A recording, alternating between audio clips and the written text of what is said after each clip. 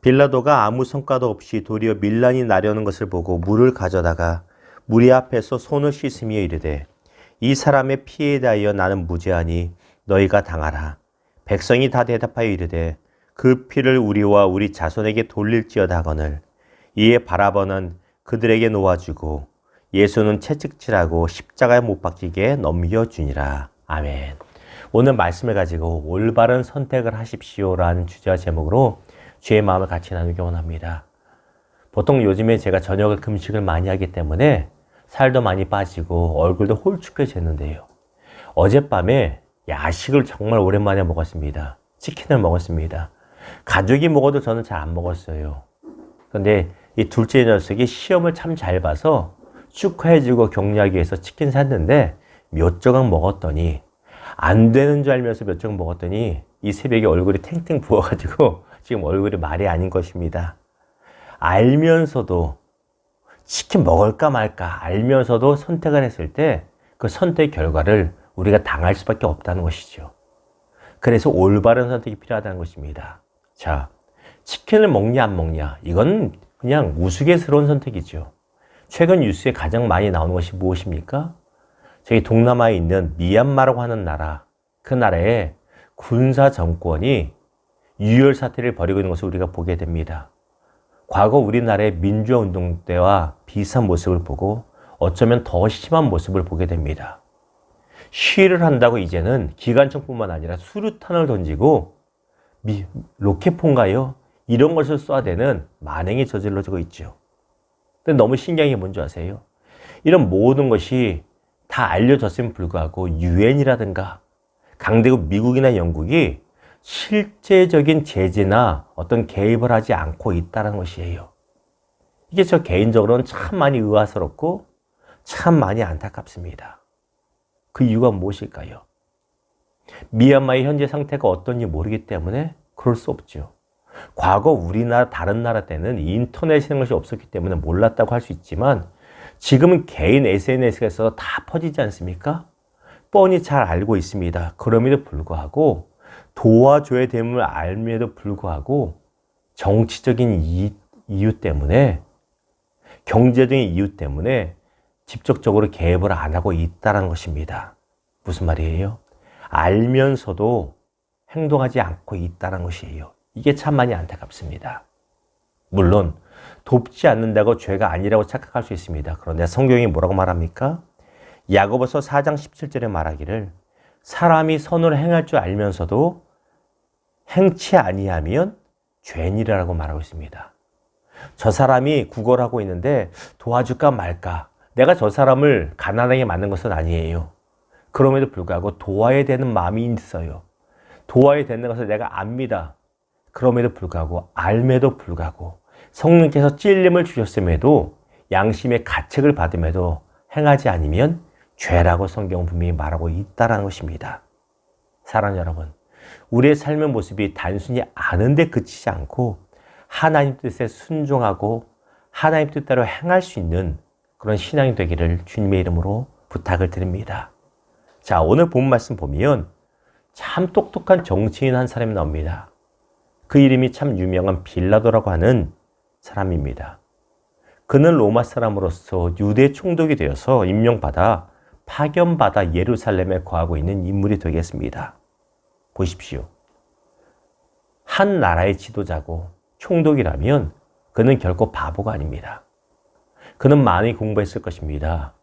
똑똑할 것입니다. 그렇기 때문에 유다 지방을, 그것도 다스리기 힘들다는 이스라엘 민족을 다스리라고 파견 임명받은 지도자였습니다. 그는 모든 상황을 파악하는 사람입니다. 앉아 있어도 여러 개의 눈과 귀를 통해서 세상 돌아가는 것, 이스라엘 백성들이 무슨 생각하는 것, 어떤 일이 있는지 다 파악할 수 있던 사람입니다. 그게 중요합니다. 어느 날 새벽같이 대제사장을 필두로 한 유대 지도자들이 예수라고 하는 사람을 개처럼 끌고 왔습니다. 그리고 사형에 합당하다고 사형으로 언도해달라고 강하게 밀어붙입니다. 그 이유가 무엇인지 빌라도가 몰랐을까요? 알고 있었다는 것입니다. 왜? 그 정도 자리에 있으면 세상 돌아간 거 안다는 것입니다. 자, 18절에 보았더니 이렇게 말합니다. 이는 그가 그들의 시기로 예수를 넘겨준 줄 알미더라. 유대 지도자들이 예수님을 넘겨준 것이 예수님이 진짜 반란을 일으켜서가 아니라 자신들의 인기가 예수님께 넘어가고 자신들을 따르던 믿음이 예수님에게 넘어갔을 질투하고 시기했음을 빌라도는 이미 완벽하게 알고 있었다라는 것입니다. 문제의 본질이 무엇인지 알았다는 것이에요. 19절입니다. 총독이 재판석에 앉았을 때 그의 아내가 사람을 보내어 이르되, 재판을 하려고 하는데 이 아내가 예수를 믿는 사람인지 아닌지 모르겠습니다만 꿈에 성령을 통하여 꿈을 꾸게 됩니다. 예수를 재판할 때 잘못하면 우리 집안이 패가망신한다는 아마 그런 식의 꿈을 꾼 것 같습니다. 남편인 빌라도에게 와서 끼어듭니다. 여보, 큰일 났습니다. 어젯밤에 내가 저 사람에 대해서 꿈을 꿨는데 저 사람 건드리지 마십시오. 우리가 난리가 납니다라고 간곡히 부탁합니다. 분명히 본인의 이성과 지식으로 예수가 무죄인 것을 알았습니다. 재판에 들어가기 전에 아내를 통해서 다시 한번 확인했습니다. 그럼에도 불구하고 그는 애써 외면하고자 합니다. 자, 오늘 본문 24절 보십시오. 빌라도가 아무 성과도 없이 나름 노력했다는 것입니다.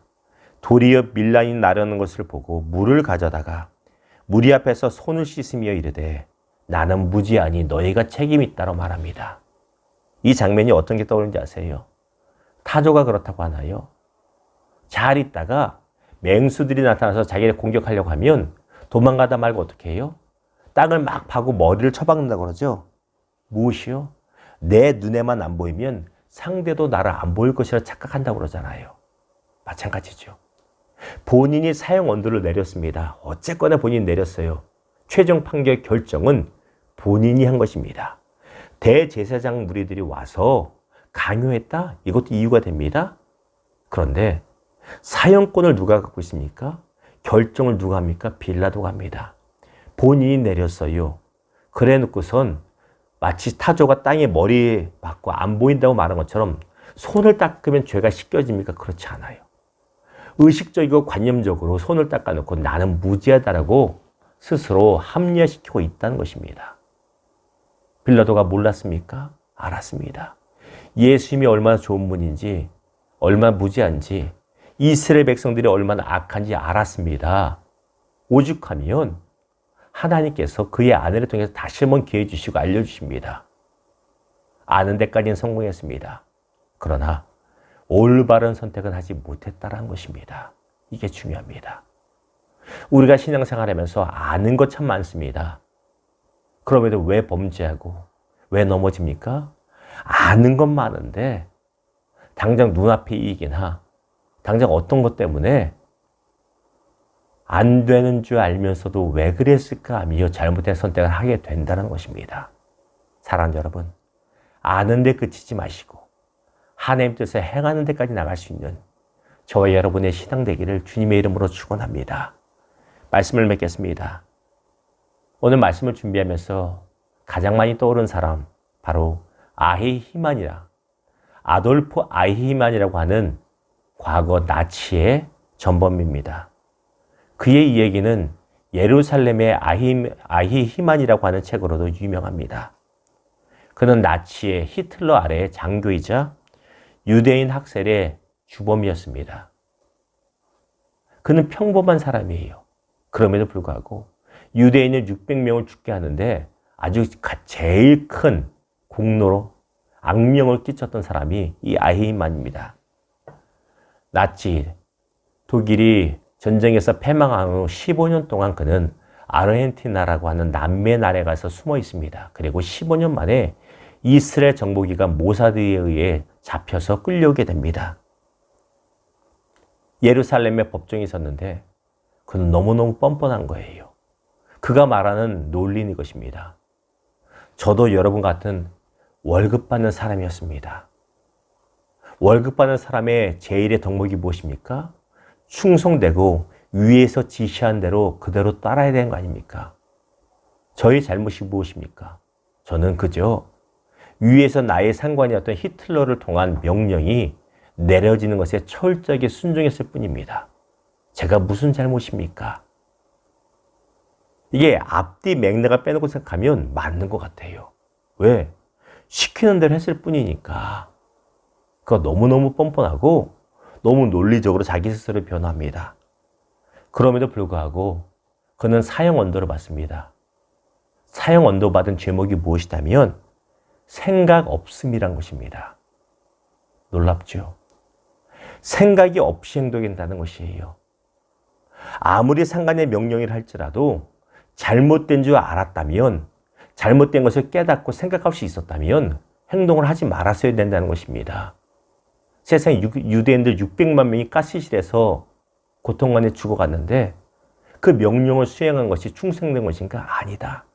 이것은 조금만 생각해도 아닌 줄 알았는데 생각 없이 행동했기 때문에 그는 그 책임을 지고 사형을 언도받고 사라지게 됩니다. 가룟 유다를 보십시오. 어떤 사람들은 가룟 유다를 불쌍하다고 여기는 사람들도 있습니다. 그는 그냥 하나님 뜻을 이루기 위해서 예수님 십자가에 달려 돌아가시는 하나의 도구가 된 거야. 그런데 그가 왜 지옥에 가야 돼? 그가 무슨 잘못이야? 아마 여러분조차도 성경 읽으면서 그런 의문을 가져본 적이 있을 수도 있습니다. 정말 그렇습니까? 아닙니다. 예수님께서 알려주셨어요. 가룟 유다야, 오늘 밤 네가 나 팔 거 아니냐?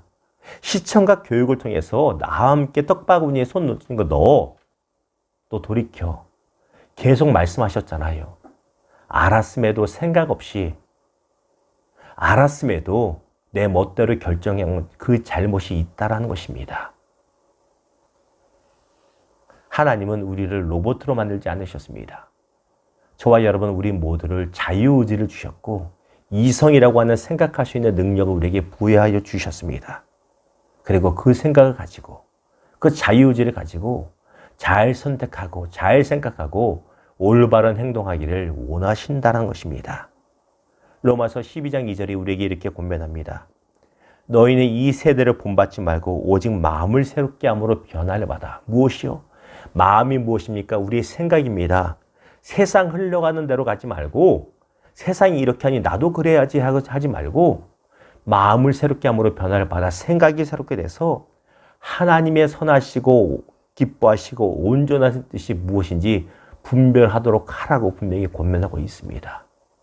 사랑하는 여러분, 세상에선 다수결이 1등입니다. 원칙입니다.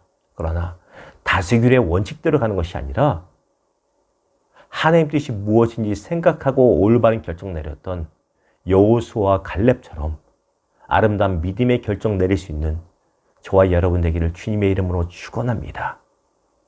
세상에선 다수결이 무조건 맞지만 100만 명, 1000만 명이 그 길을 따른다 할지라도 기도하는 가운데 주의 말씀 가운데 다른 길을 보여주신다면, 그것과 내 마음에 확신 주신다면 주의 말씀에 순종하고 주의 말씀의 뜻대로 움직일 수 있는 저와 여러분 되기를, 믿음에 선택하는 우리들 되기를 주님의 이름으로 축원합니다.